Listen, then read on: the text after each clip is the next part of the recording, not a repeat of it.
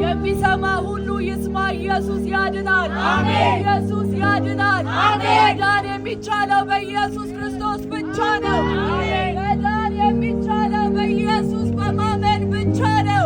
መዳን ይቻላል። መትረፍ ይቻላል። የዘላለም መኖር ይቻላል። ከእግዚአብሔር ጋር መታረቅ ይቻላል። ከእግዚአብሔር ጋር አንድ መሆን ይቻላል። መዳን ይቻላል።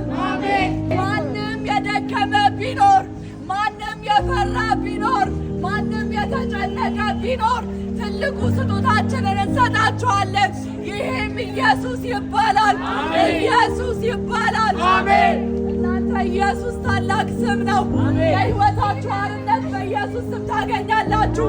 የዘላለም ሕይወት ብቻ አይደለም፣ ለሕይወት አርነት ሁሉን በኢየሱስ ይገኛል። ኢየሱስ ያድናል። ኢየሱስ